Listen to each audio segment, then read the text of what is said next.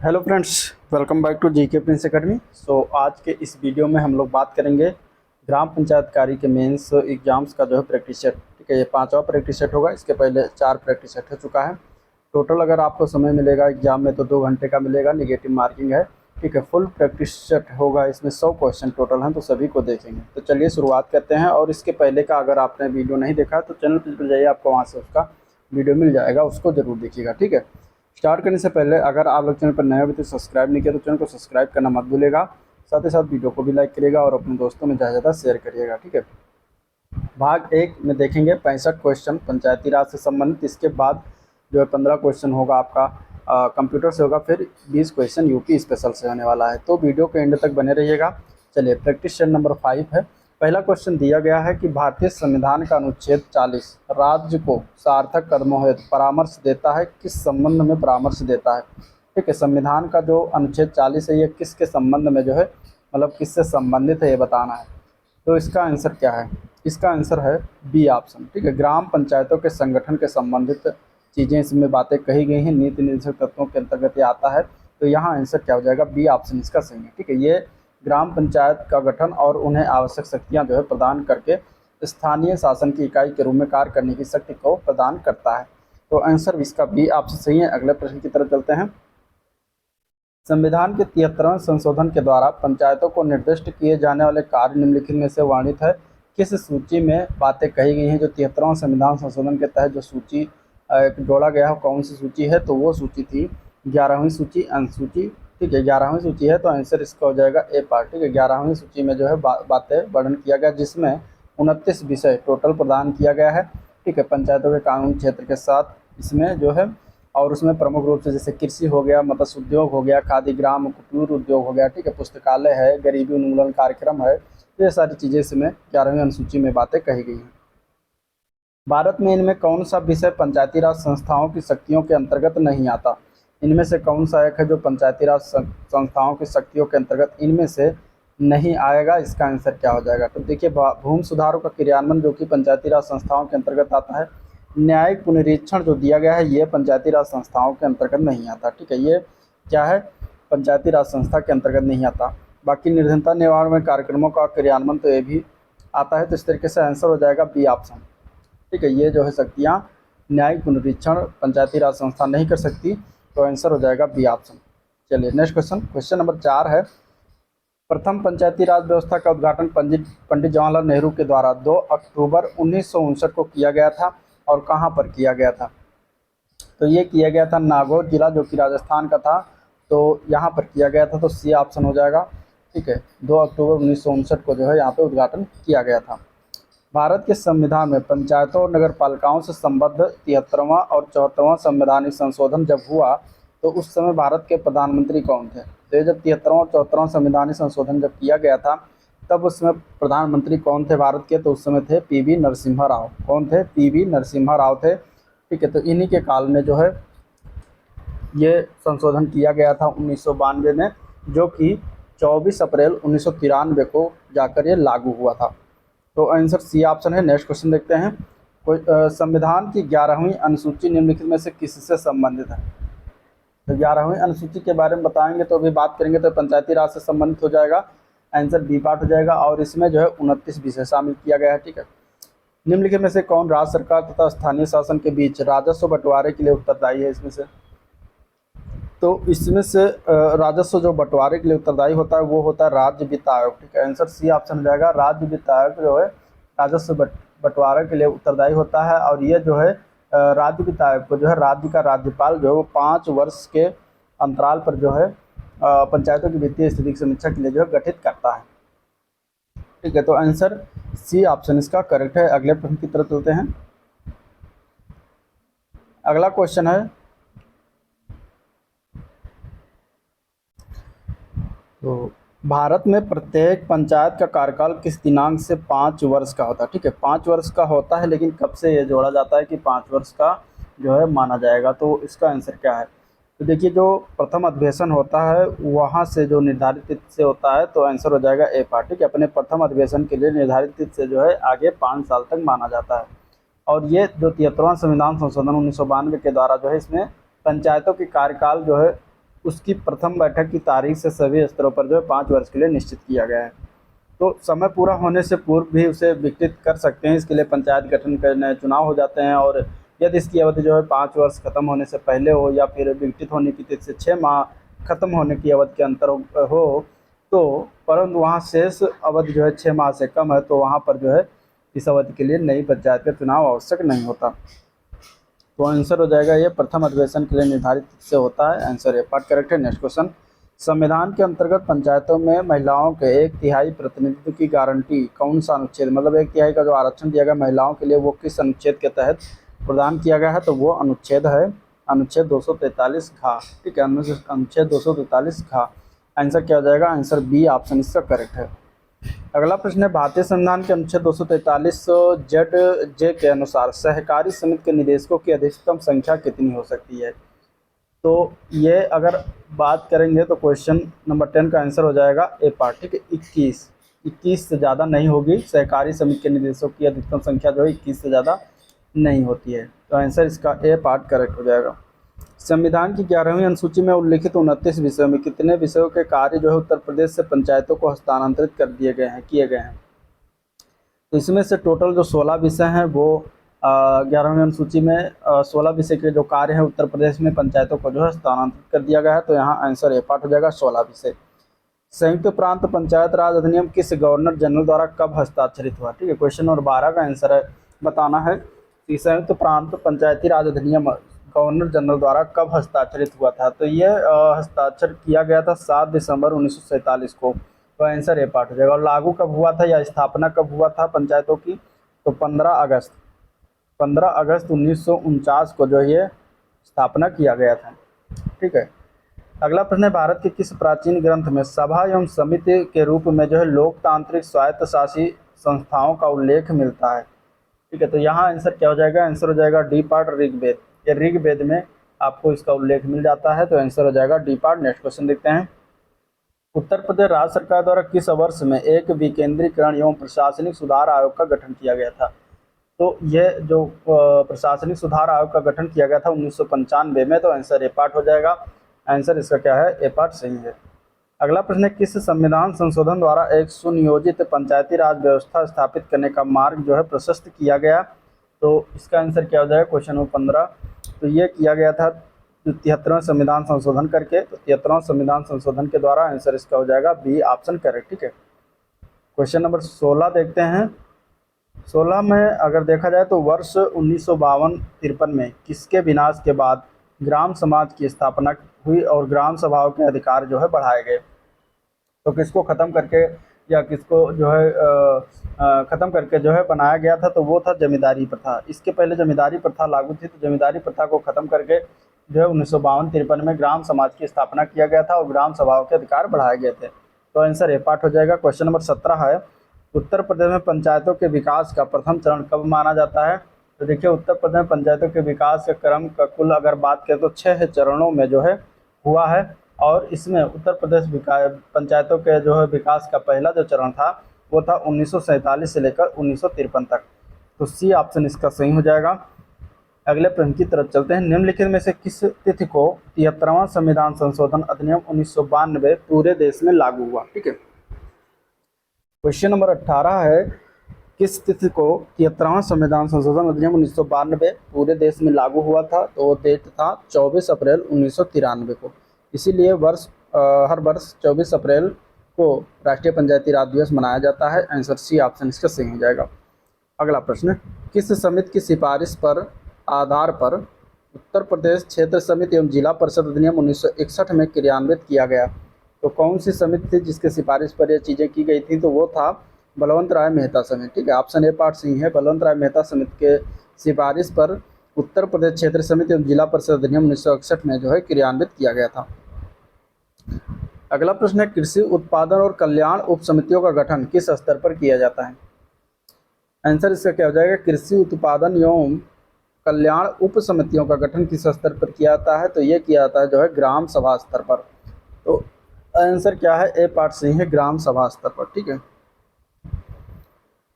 अगला प्रश्न है, निम्नलिखित कथनों पर विचार कीजिए। इसमें से विचार करना है, बताना है, पहला दिया गया दूसरा दिया गया, दोनों कथन के सही विकल्प का चयन करना है। ठीक है, पहला है क्षेत्र पंचायतों द्वारा बजट पारित करने का प्रावधान क्षेत्र पंचायत एवं जिला पंचायत अधिनियम 1961 में वर्णित है। और दूसरा दिया गया है कि ग्राम पंचायतों को वार्षिक बजट तैयार करने एवं पारित करने का उल्लेख पंचायती राज अधिनियम 1947 में वर्णन है। अब बताना कि दोनों में से कौन सही है। तो अगर हम बात करेंगे ऑप्शन की, तो ऑप्शन हो जाएगा सी पार्ट, दोनों सही है। ठीक है, दोनों में वर्णन है, 1961 वाले में भी वर्णन है और अधिनियम 1947 में भी वार्षिक बजट जो है तैयार करने, उनको जो है पारित करने के बारे में जो है वर्णन दिया गया है। ठीक है, तो और अगर देखा जाए तो धारा की बात करेंगे तो 1961 में अगर देखा जाए तो धारा 115 में जो है ये बातें कही गई हैं और 1947 की धारा 47 में ये बातें कही गई। ठीक है, धारा 1947 की अधिनियम 1947 में धारा 41 में बातें कही गई हैं। ठीक है, चलिए नेक्स्ट क्वेश्चन। ग्राम पंचायतों द्वारा कराए गए कार्यों की नमूना जांच एवं निविदा प्रक्रिया किस अधिनियम द्वारा शामिल होती है। क्वेश्चन नंबर 22 का आंसर क्या हो जाएगा। तो देखिए, ग्राम पंचायतों द्वारा जो कराया जाता है कार्य का नमूना जांच और निविदा प्रक्रिया, ये उत्तर प्रदेश क्षेत्र पंचायत जिला पंचायत निर्माण नियमावली 1984 के द्वारा जो है अधिनियम द्वारा शामिल होती हैं। तो आंसर डी ऑप्शन इसका सही है। अगला प्रश्न है, ग्राम पंचायत विकास योजना हमारी योजना हमारा विकास कब लागू किया गया।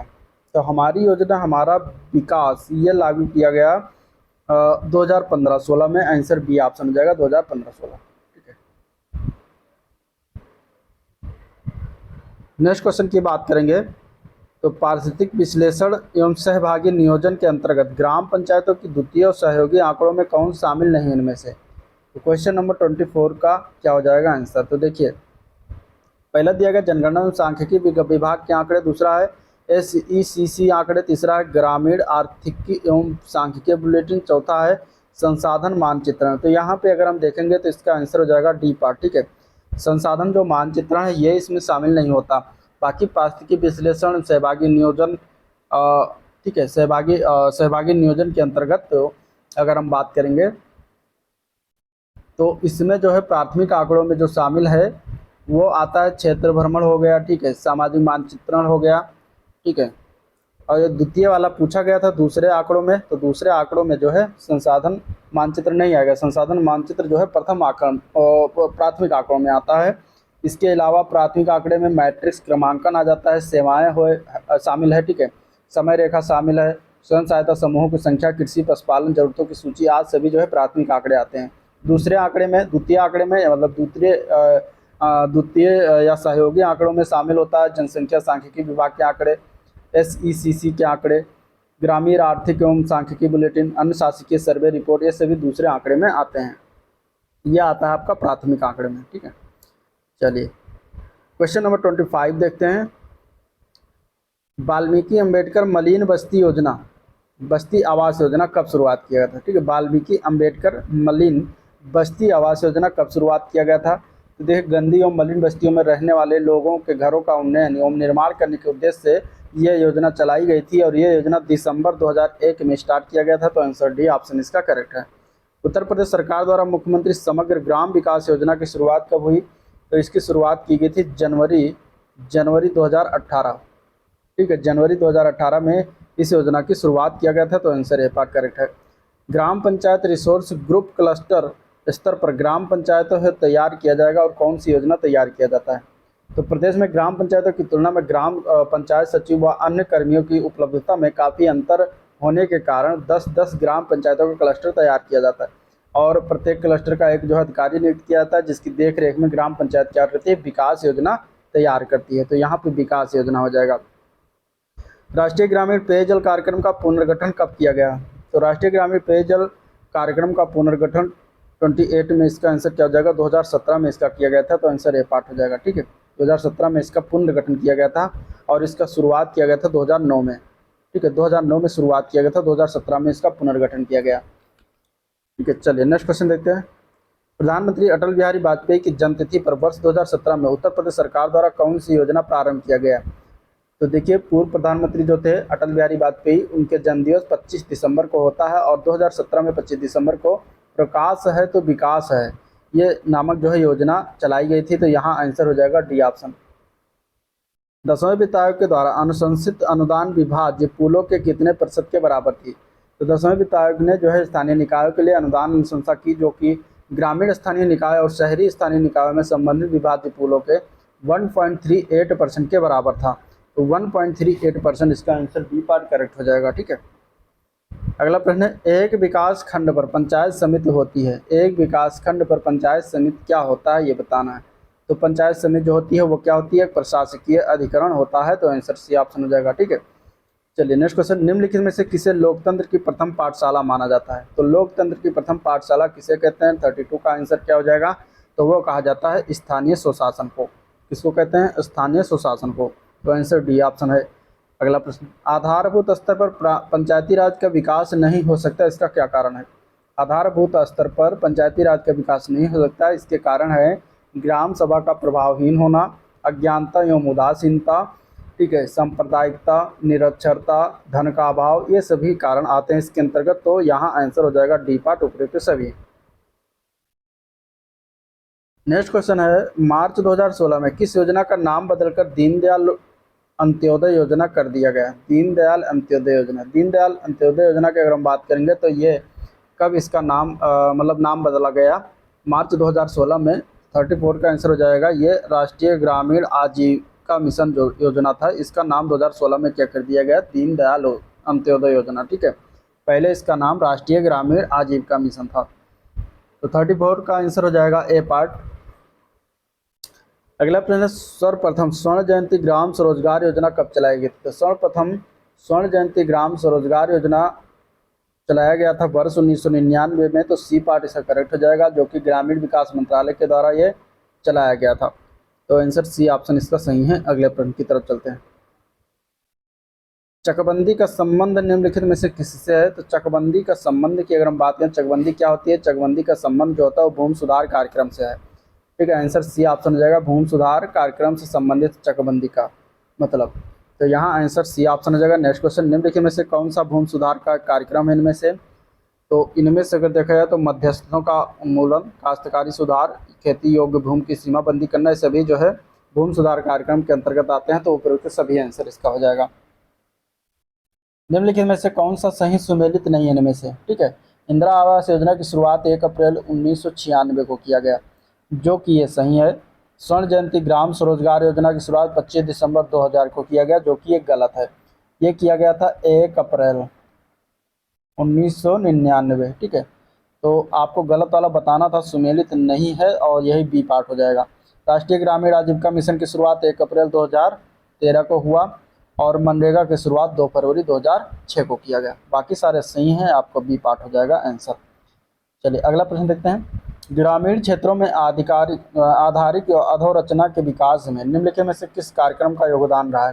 तो ग्रामीण क्षेत्रों में अगर हम देखेंगे, इसमें बात करेंगे तो आंसर की बात करेंगे तो यहाँ पे देखिए, राष्ट्रीय ग्रामीण रोजगार कार्यक्रम का महत्वपूर्ण योगदान रहा है, जवान रोजगार योजना का भी, और मनरेगा का सबसे ज़्यादा योगदान रहा है। तो आंसर हो जाएगा डी पार्ट, उपयुक्त सभी। इन सभी का जो है महत्वपूर्ण योगदान रहा है ग्रामीण क्षेत्रों में आधारित अधोरचना के विकास में। तो आंसर डी ऑप्शन इसका करेक्ट है।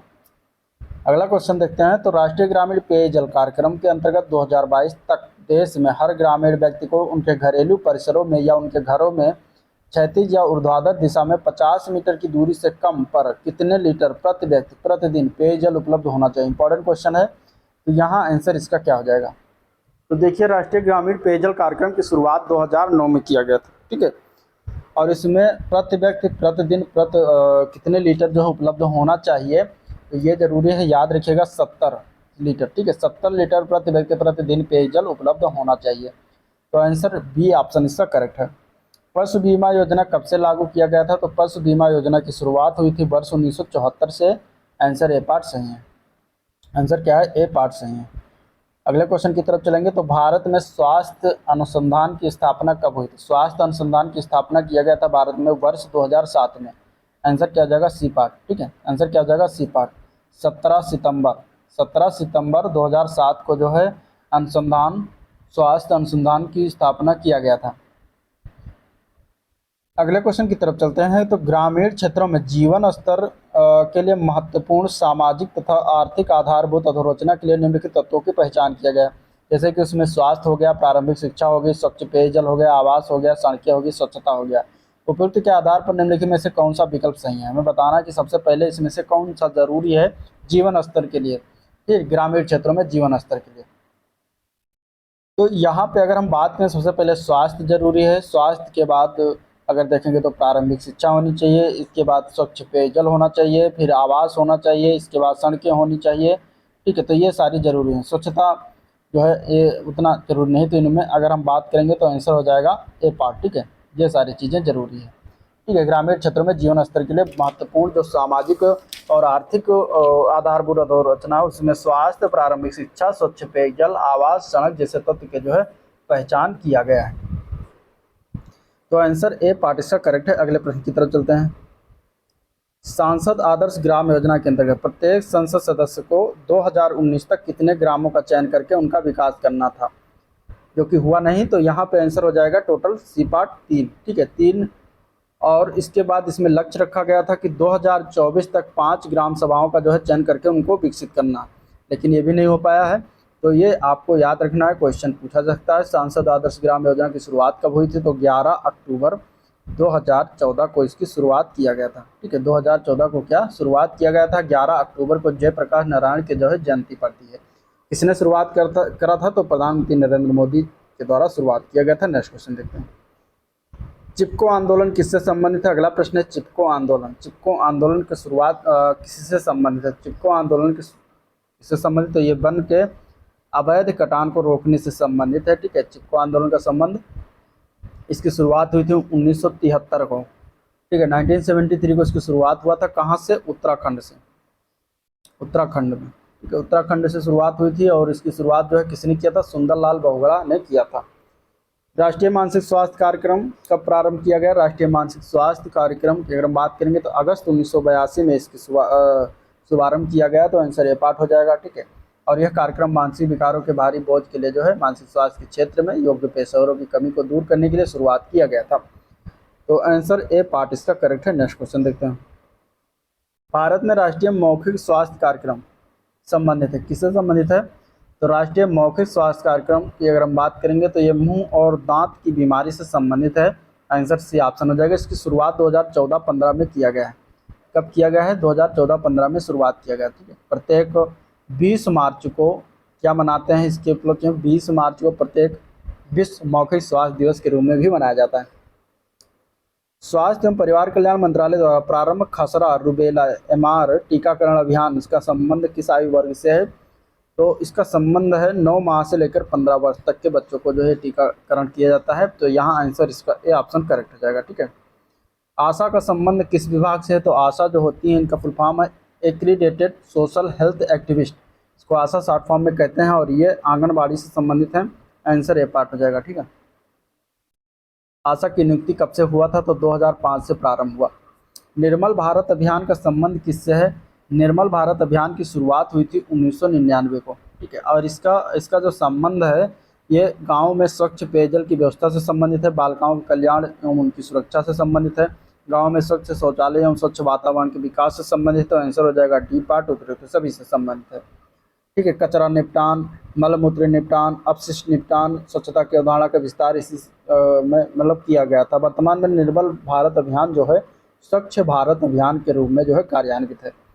ठीक है, तो आंसर क्या हो जाएगा, डी ऑप्शन। Next question. प्रधानमंत्री ग्रामोदय योजना में सम्मिलित नहीं है, इनमें से प्रधानमंत्री ग्रामोदय योजना में क्या सम्मिलित नहीं है, तो बेसिक शिक्षा आता है प्रधानमंत्री ग्रामोदय योजना, पोषाहार, पेयजल, स्वास्थ्य भी आता है प्रधानमंत्री ग्रामोदय योजना में, ग्रामीण सड़कें और आवास, लघु उद्योग इसमें सम्मिलित नहीं है। तो डी पार्ट हो जाएगा इसका आंसर। इसकी शुरुआत कब की, तो सन 2000 में शुरुआत किया गया था।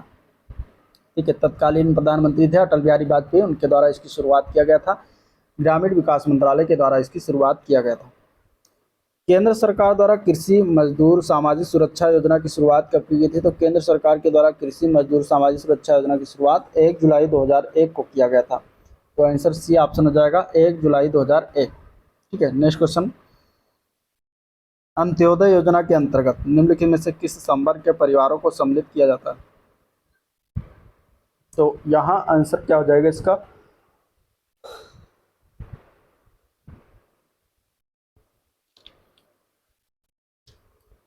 तो अंत्योदय योजना के अंतर्गत ऐसे परिवार जिनकी प्रमुख विधवा या मरणासन बीमा व्यक्ति या फिर विकलांग व्यक्ति या फिर 60 वर्ष से अधिक आयु के व्यक्ति हो जिसके पास आजीविका या निश्चित सुनिश्चित साधन तो सहारा न हो तो उन्हें अंत्योदय योजना के अंतर्गत रखा जाता है। सभी मूल जनजातीय परिवार अंत्योदय योजना के अंतर्गत आते हैं। अकेली महिलाएं जो बेसहारा हों वह भी अंत्योदय योजना के अंतर्गत आते हैं। तो डी पार्ट हो जाएगा, उपयुक्त सभी चीज़ें जो है अंत्योदय योजना के में शामिल हैं। भारत में ग्रामीण स्वास्थ्य योजना कब शुरुआत किया गया था? अगला प्रश्न है, भारत में ग्रामीण योजना की शुरुआत वर्ष 1977 में हुआ था। आंसर सी ऑप्शन हो जाएगा। ठीक है, 1977 में।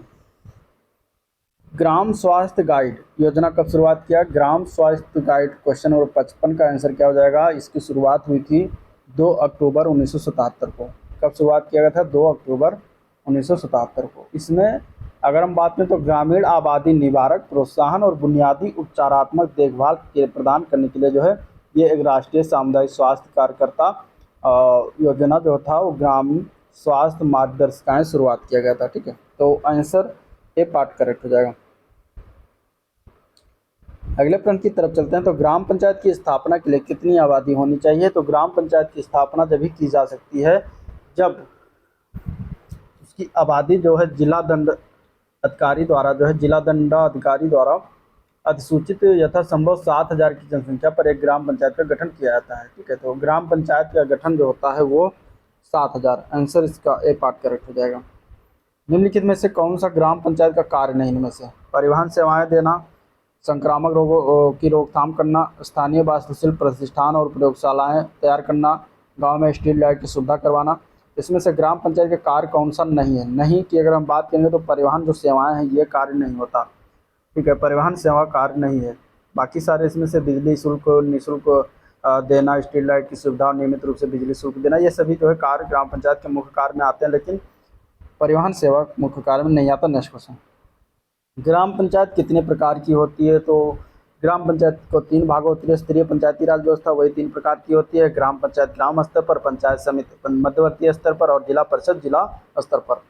पंचायती राज के जनक किसे माना जाता है? तो ये कहा जाता है बलवंत राय मेहता को। इनकी समिति आई थी 1957 में। इन्होंने त्रिस्तरीय पंचायती राज गठन का सुझाव दिया था। तो यहाँ आंसर हो जाएगा बलवंत राय मेहता। ठीक है, आदर्श ग्राम योजना में कितने प्रतिबंध हैं? आदर्श ग्राम योजना में अगर देखा जाए तो आंसर हो जाएगा इसका ए पार्ट। 4 प्रतिबंध हैं। कौन कौन सा? पहला उसमें आता है नसबंदी। ठीक है, पहला कौन सा आता है? नसबंदी, परिवार नियोजन जिसको कहते हैं। फिर आता है कुरहाड़ बंदी, कुरहाड़। ठीक है, कुरहाड़ बंदी मतलब कि वनों की कटाई पर प्रतिबंध लगाना। फिर आता है चराई बंदी। ठीक है, पशुओं की चरने वाला जो मुक्त चराई है उस पर प्रतिबंध लगाना। फिर इसके बाद आता है इसमें से नशाबंदी। ठीक है, नशाबंदी। ये 4 प्रकार के जो है प्रतिबंध लगाए गए। नशाबंदी जो कि शराब पर प्रतिबंध। तो आदर्श ग्राम योजना के अंतर्गत ये 4 प्रकार के प्रतिबंध हैं। ठीक है, नसबंदी, कुरहाड़ बंदी, चराई बंदी, नशाबंदी। चलिए नेक्स्ट क्वेश्चन, पंचायत का 3 लेवल क्या है? 3 लेवल की अगर हम बात करें तो कौन सा हो जाएगा इसमें से? तो 3 लेवल यही तीनों हो जाएंगे। ठीक है, ग्राम पंचायत, ब्लॉक पंचायत, जिला पंचायत। तो आंसर हो जाएगा डी पार्ट, उपरोक्त सभी। ग्राम पंचायत में कितने पंच होते हैं? तो ग्राम पंचायत में पंच की अगर हम बात करें तो कम से कम 7 और अधिक से अधिक 17 सदस्य हो सकते हैं। तो आंसर हो जाएगा ए पार्ट। ठीक है, एक ग्राम पंचायत का बजट कितना होता है? तो देखिए, एक ग्राम पंचायत का बजट कम से कम प्रत्येक वर्ष 9 लाख रुपए का होता है। ठीक है, कम से कम प्रत्येक वर्ष 9 लाख रुपए का होता है। तो ये याद रखिएगा, आंसर इसका ए ऑप्शन सही है। अगला प्रश्न है, एक आदर्श गांव की विशेषताएं क्या क्या होनी चाहिए? तो एक आदर्श गांव की विशेषताओं में अगर देखा जाए तो पीने योग्य पानी, उपयुक्त स्रोत होना चाहिए। ठीक है, साफ सुथरे मकान होने चाहिए। ग्राम के अंदर थोक बाजार लगनी चाहिए। स्वास्थ्य देखभाल केंद्र और अस्पताल होना चाहिए। ठीक है, शिक्षा की उत्तम व्यवस्था होनी चाहिए। ये सभी जो है एक आदर्श गांव की क्या होती है? विशेषताएं होती है। तो उपरोक्त सभी आंसर इसका सही जगह डी पार्ट। राष्ट्रीय कृषि एवं विकास बैंक यानी कि नाबार्ड की स्थापना कब किया गया था? तो नाबार्ड की स्थापना की अगर हम बात करेंगे तो ये किया गया था 12 जुलाई 1982 को। आंसर हो जाएगा बी ऑप्शन। ठीक है, उस समय तत्कालीन और जो प्रधानमंत्री थी श्रीमती इंदिरा गांधी, इनके द्वारा 5 नवंबर 1982 को जो है राष्ट्र की सेवा में जो है समर्पित किया गया था इस संस्था को। तो आंसर हो जाएगा इसका बी पार्ट। 12 जुलाई 1982 को इसका जो है स्थापना किया गया। अभी हम देखेंगे भाग 2 जो कंप्यूटर से रिलेटेड होगा। पहला क्वेश्चन कंप्यूटर से रिलेटेड है। निम्नलिखित में से कौन सा विकल्प इंटरनेट संसाधनों के विशाल डेटाबेस जैसे कि वेब पेज हो गया, न्यूज ग्रुप है, प्रोग्राम से इमेज है आदि को संदर्भित करता है और वर्ल्ड वाइड वेब यानी कि www पर सूचनाओं का पता लगाने में मदद करता है? तो इसका आंसर क्या हो जाएगा? तो वो होता है सर्च इंजन। ठीक है, सर्च इंजन के माध्यम से सभी चीज़ें होती हैं। तो आंसर हो जाएगा बी पार्ट। कुछ प्रमुख सर्च इंजन जैसे कि गूगल हो गया, ठीक है, गूगल से सभी चीज़ें सर्च कर सकते हैं। याहू हो गया, याहू पर सभी चीज़ें सर्च कर सकते हैं। ठीक है, एमेसन, एक एमेसन भी है गूगल की ही तरह, इस पर भी क्या होता है, सर्चिंग पॉइंट सर्च किया जा सकता है।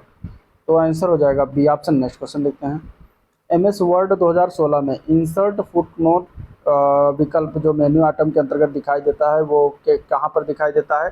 तो अगर हम बात करेंगे एमएस 2016 तो इंसर्ट जो फुटनोट है ये विकल्प मेनू बार में स्थित जो है रेफरेंस मेनू आइटम के अंतर्गत दिखाई देता है। तो रेफरेंस इसका आंसर ए पार्ट करेक्ट हो जाएगा, रेफरेंस। ठीक है,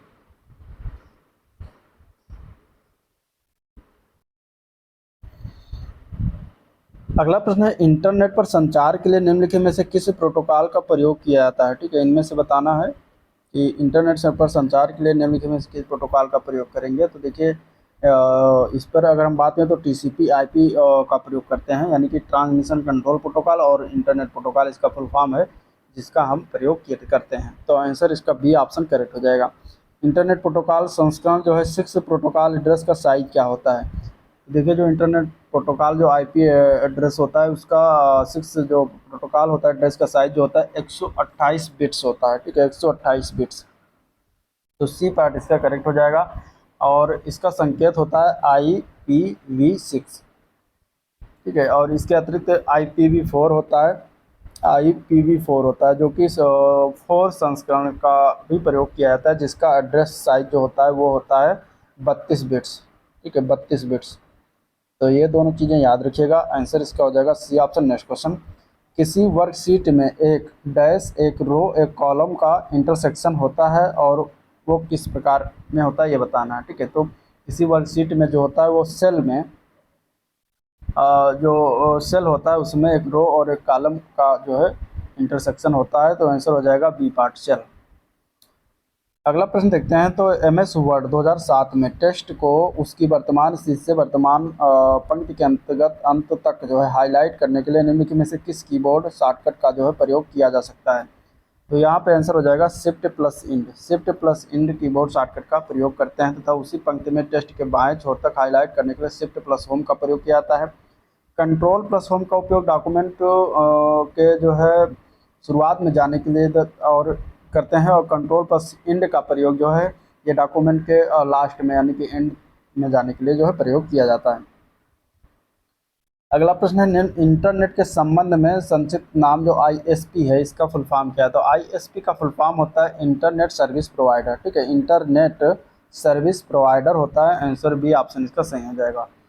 ठीक है, इंटरनेट के संदर्भ में एक सर्च इंजन है, इनमें से कौन सा एक सर्च इंजन है? तो सर्च इंजन गूगल जो कि सर्च इंजन के अंतर्गत आता है, बिंग भी सर्च इंजन के अंतर्गत आता है, याहू भी आता है, लेकिन सोमानिया.com जो लिखा हुआ ये सर्च इंजन नहीं है। ठीक है, ये एक व्यापारिक कंपनी की आधिकारिक वेबसाइट है, बाकी सारे सर्च इंजन है। तो सी पार्ट इसका हो जाएगा। कौन सा नहीं था? तो नहीं हो जाएगा सी पार्ट। ठीक है, नेक्स्ट क्वेश्चन, एमएस वर्ड 2010 में सुपरस्क्रिप्ट विकल्प में उपलब्ध होता है, किस में उपलब्ध होता है ये बताना है। तो एमएस वर्ड 2010 में सुपरस्क्रिप्ट विकल्प जो होता है होम टैब और फॉन्ट ग्रुप में उपलब्ध होता है। तो आंसर हो जाएगा डी पार्ट, होम टैब और font group. Answer D option इसका सही है। एमएस वर्ड 2010 में चुने गए टेक्स्ट का आकार बढ़ाने के लिए निम्नलिखित में से किस शॉर्टकट का प्रयोग किया जाता है? तो एमएस वर्ड 2010 में चुने गए टेक्स्ट का आकार बढ़ाने के लिए कंट्रोल प्लस शिफ्ट प्लस जो है ये मतलब लेस ग्रेटर देन का प्रयोग करते हैं। तो यहाँ आंसर हो जाएगा D part, control plus shift plus greater than shortcut का प्रयोग करते हैं और घटाने के लिए ये वाला प्रयोग करते हैं। तो दोनों चिन्ह को आपको याद रखना है। ईमेल आईडी पर विचार करना, इस तरीके से ईमेल आईडी दिया गया है एक reviewer@gmail.com, review-@gmail.com, रिव्यू में $@gmail.com और इसके बाद #@gmail.com। ठीक है, ये 4 प्रकार के ईमेल दिए गए हैं, इसमें से आपको बताना है कि सही कौन कौन सा है। ठीक है, सही बताना है 76 में। तो इसमें अगर आप देखेंगे इस ऑप्शन में तो चारों में देखा जाए तो ये जो डैश और @ एक साथ है ये नहीं हो सकता, यहाँ पे डबल डॉट बिंदी है ये भी नहीं होगा, हैश टैग और @ दो चिन्ह है तो ये भी नहीं होगा। तो एक जो सही रूप से ईमेल आईडी है वो पहला ही ऑप्शन है, तो आंसर हो जाएगा केवल पहला ऑप्शन में जो सही लिखा हुआ ही ईमेल आईडी सही है। ठीक है, तो आंसर डी पार्ट करेक्ट हो जाएगा। नेक्स्ट क्वेश्चन है MS एक्सेल 2010 में सेल का बॉर्डर बनाने के लिए निम्नलिखित में से किस विकल्प का प्रयोग किया जाता है।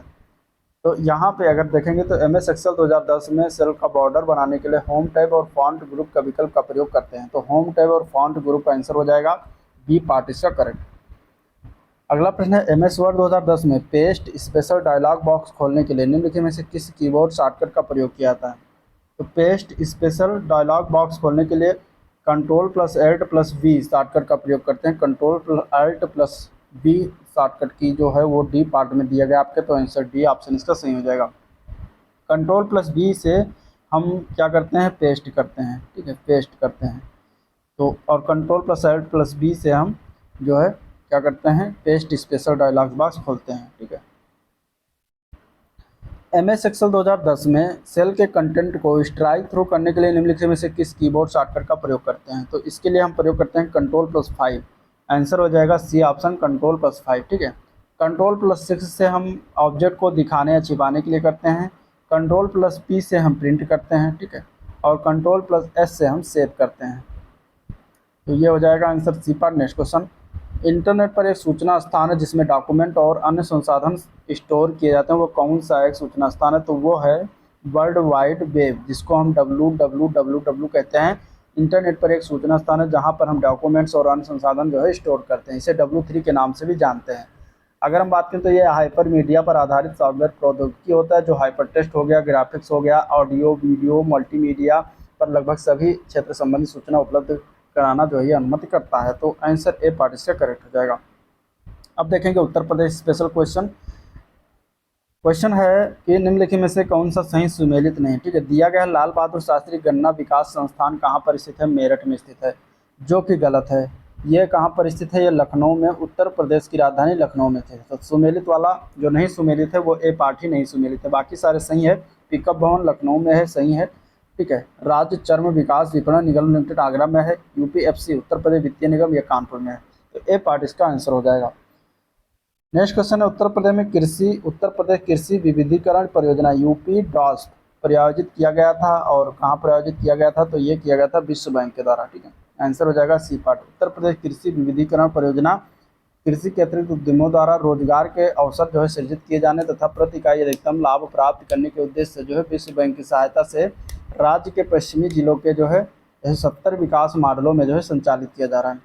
तो आंसर हो जाएगा सी part. Next question, Uttar Pradesh में कृषि समृद्धि आयोग की स्थापना जो है निम्नलिखित में से किस वर्ष में किया गया था। समृद्धि आयोग की स्थापना की बात करेंगे तो वर्ष 2017 में किया गया था। आंसर इसका हो जाएगा जो है B part. Next question, Uttar Pradesh में निम्नलिखित में से कौन सी अनुसूचित जात उत्तर प्रदेश के वाराणसी जिले में नहीं पाई जाती इनमें से। तो चेरो जनजाति जो है ये अनुसूचित जनजात जो है ये पाई जाती है, गोंड भी पाई जाती है, खरवार सहरिया जनजात जो है वाराणसी में नहीं पाई जाती। ठीक है, वाराणसी में गोंड जनजात हो गया, खरवार हो गया, चेरो हो गया, धुरिया है, नाइक है, पथरी है, राजगोंडे से भी जनजातियाँ पाई जाती हैं। सहरिया जनजात जो है ललितपुर जिले में निवास करती हैं। कहाँ पर पाई जाती हैं, ललितपुर जिला। तो आंसर हो जाएगा डी ऑप्शन। अगले प्रश्न की तरफ चलते हैं। अगला क्वेश्चन है, गंगा नदी उत्तर प्रदेश के किस जनपद में प्रवेश करती है। ठीक है, उत्तर प्रदेश में किस जनपद से प्रवेश करती है गंगा नदी। तो गंगा नदी की अगर बात करेंगे इसका आंसर क्या हो जाएगा, तो ए पार्ट इसका सही है, बिजनौर जिले से प्रवेश करती है। ठीक है, और ये अगर हम बात करें गंगा नदी हरिद्वार से मैदानी भागों में प्रवेश करती है, तो आंसर हो जाएगा ए पार्ट। केंद्रीय औषधि एवं सुगंध पौधा संस्थान निम्नलिखित में से किस स्थान पर स्थित है। तो ये अगर हम बात करेंगे तो ये लखनऊ में स्थित है। आंसर क्या हो जाएगा, ए पार्ट करेक्ट हो जाएगा। अगला प्रश्न है, उत्तर प्रदेश कृषि अनुसंधान परिषद निम्नलिखित में से किस स्थान पर स्थित है। तो ये स्थित है लखनऊ में। ठीक है, स्थापना इसकी 1989 में हुआ था। आंसर क्या हो जाएगा, ए पार्ट करेक्ट है इसका भी। अगला प्रश्न है, इसमें से कौन सा सुमेलित नहीं है। ठीक है, बटेश्वर मेला आगरा में लगता है, देवा शरीफ जौनपुर में लगता है, संकीसा फर्रुखाबाद, पिटूर कानपुर में। अगर हम देखेंगे तो यहाँ पे संकीसा की बात करें, देवा शरीफ जो जौनपुर लिखा हुआ है गलत है। देवा शरीफ जो है बाराबंकी में स्थित है। कहाँ पर स्थित है, बाराबंकी। तो आंसर हो जाएगा बी पार्ट, बाकी सारे सही हैं। नेक्स्ट क्वेश्चन देखते हैं। लखनऊ महानगर के संबंध में विचार करना है, कुछ इस तरीके से दिया गया इसमें। ठीक है, लखनऊ महानगर के बारे में 18वीं सदी के उत्तरार्ध में नवाब आसिफउद्दौला ने नगर को नियोजित तरीके से विकसित किया था। इसके बाद दिया गया ब्रिटिश काल में सर हरकोट बटलर ने इसके सुगठित विकास पर ध्यान दिया। तीसरा है महानगर की कुल भूमि के 23% भाग पर जो है रिहायशी क्षेत्र पाया जाता है। इनमें से बताना है कौन सा सही है। तो देखिए अगर हम बात करेंगे तो ये 18वीं सदी में मतलब कि 1775 ईस्वी में जो है आसिफउद्दौला के द्वारा इन्होंने अपनी राजधानी फैजाबाद से लखनऊ में स्थानांतरित किया तथा इसे नियोजित तरीके से विकसित किया। तो आंसर तो बी पार्ट हो जाएगा, पहला और दूसरा सही है, तीसरा गलत है। ठीक है, नेक्स्ट क्वेश्चन देखते हैं। तो उत्तर प्रदेश की कौन सी निम्नलिखित में से जनजाति दीपावली को शोक के रूप में मनाती है। तो यहाँ पे अगर देखा जाएगा तो आंसर हो जाएगा डी पार्ट। थारू जो जनजाति है वह दीपावली को शोक के रूप में मनाई जाती है। थारू जनजातियाँ गोरखपुर के तराई भाग बलरामपुर में निवास करती हैं। ठीक है, तो आंसर क्या हो जाएगा इसका, D part. Next question, Uttar Pradesh में नॉलेज पार्क की स्थापना कहाँ किया जा रहा है। ठीक है, उत्तर प्रदेश में नॉलेज पार्क की स्थापना की अगर हम बात करेंगे तो ग्रेटर नोएडा में किया जा रहा है। आंसर हो जाएगा डी ऑप्शन। अगला प्रश्न है, उत्तर प्रदेश में कृत्रिम अंग निर्माण निगम कहाँ स्थित है। तो कृत्रिम अंग निर्माण जो निगम है ये उत्तर प्रदेश में कानपुर में स्थित है। आंसर हो जाएगा सी ऑप्शन। ठीक है, आल्हा एक लोकप्रिय संगीत किस क्षेत्र का है। तो आल्हा एक लोकप्रिय संगीत जो है बुंदेलखंड क्षेत्र का है। आंसर बी ऑप्शन करेक्ट हो जाएगा। ठीक है, अगले क्वेश्चन की तरफ चलते हैं। तो भारत में मेंथा तेल के उत्पादन में उत्तर प्रदेश का योगदान कितने प्रतिशत है।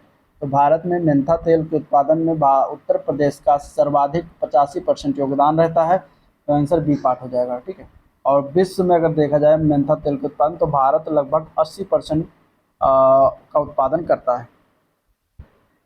उत्तर प्रदेश में सुरमा उद्योग के लिए प्रसिद्ध जिला कौन सा है। तो सुरमा उद्योग के लिए बरेली जिला फेमस है। आंसर डी ऑप्शन करेक्ट हो जाएगा। ठीक है, मुरादाबाद जो है वो पीतल नगरी के नाम से जाना जाता है। पीतल का काम यहाँ पर ज़्यादा होता है, पीतल नगरी के नाम से मुरादाबाद को जानते हैं। ठीक है, तो पीतल निर्माण के लिए प्रसिद्ध है। अगला प्रश्न है, निम्नलिखित में से किस स्थान पर भारतीय सब्जी अनुसंधान संस्थान स्थित है। तो भारतीय सब्जी अनुसंधान संस्थान की अगर बात करेंगे तो वाराणसी जिला सही हो जाएगा। डी पार्ट इसका करेक्ट है। ठीक है, वाराणसी जिला। नेक्स्ट क्वेश्चन है, अनुसूची 1 को 2 से मिलान करना है और इसमें दिया गया है काली मिट्टी के बर्तन जो है कहाँ पर बनाए जाते हैं। तो काली मिट्टी के बर्तन जो बनता है निजामाबाद में बनता है।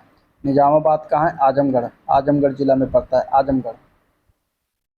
ठीक है, इसके बाद दूसरा इसमें है चीनी मिट्टी के बर्तन, ये कहाँ बनाया जाता है। तो खुर्जा, बुलंदशहर। पीतल शिल्पकृति, पीतल के बात करें तो पीतल नगरी मुरादाबाद को कहते हैं। शीशा के काम होता है, फिरोजाबाद की चूड़ियाँ शीशा के काम अधिकतर वही होता है। तो इस तरीके से मिलान करने को भी आ जाता है, ध्यान रखिएगा। आंसर इसका बी ऑप्शन करेक्ट हो जाएगा। निम्नलिखित में से किस राज्य में भारत के पहले मरीना का निर्माण किया जाएगा। मरीना का निर्माण अगर हम बात करेंगे तो ये हो जाएगा बी पार्ट। ठीक है, कर्नाटक के मुख्यमंत्री जो थे बसवराज बोम्मई, इन्होंने घोषणा किया था कि भारत के पहले मरीना का निर्माण कर्नाटक के उडुपी जिले के बिंदूर में किया जा रहा है। और ये क्या होता है, मरीना एक छोटी नाव के लिए जो है छोटा बंदरगाह होता है जिसका उपयोग छुट्टियों बिताने के लिए करते हैं। ठीक है, तो आंसर हो जाएगा बी पार्ट। अगला प्रश्न है, बताना कौन सा इसमें से कथन गलत है। 20 से 25 फरवरी 2023 तक गुयाना के उपराष्ट्रपति डॉक्टर भरत जगदेव भारत की आधिकारिक यात्रा पर थे और 22 फरवरी 2023 को केंद्रीय मंत्रिमंडल ने 22वें विधि आयोग के कार्यकाल को 31 अगस्त 2024 तक बढ़ाने को मंजूरी दिया। इसमें से बताना है कि इन दोनों में से कौन सा सही है कौन सा गलत है। तो अगर हम बात करेंगे यहाँ पे तो जो है आंसर हो जाएगा डी पार्ट। उपयुक्त में से कोई नहीं है, दोनों गलत हैं। यहाँ अगर हम बात करेंगे तो वो जो 22वें विधायक का कार्यकाल जो था वो 20 फरवरी 2023 को समाप्त हुआ, जहाँ पर इसमें जो है मंजूरी दिया गया था। तो इस तरीके से आंसर किया जाएगा, उपयुक्त में से कोई नहीं। अगला क्वेश्चन है, फरवरी 2023 में भारतीय पुरातत्व सर्वेक्षण ने निम्नलिखित में से ओडिशा के किस शहर में 1300 साल पुराने बौद्ध स्तूप की खोज किया है। तो ये खोज जो किया गया है ओडिशा के किस शहर में किया गया है। तो ओडिशा का जाजपुर शहर है जहाँ पर 1300 साल पुराने जो है बौद्ध स्तूप की खोज किया गया है। तो डी पार्ट इसका करेक्ट हो जाएगा। ठीक है, तो ये था ओवरऑल वीडियो जिसको हम लोगों ने देखा डिस्कस किया। अगर वीडियो पसंद आया तो लाइक करिएगा, चैनल को सब्सक्राइब कर लीजिए, साथ ही साथ अपने दोस्तों में शेयर भी कर दीजिएगा। ठीक है, और आज का वीडियो पर एंड करते हैं, मिलते हैं इसके नेक्स्ट प्रैक्टिस सेट में, तब तक के लिए थैंक यू।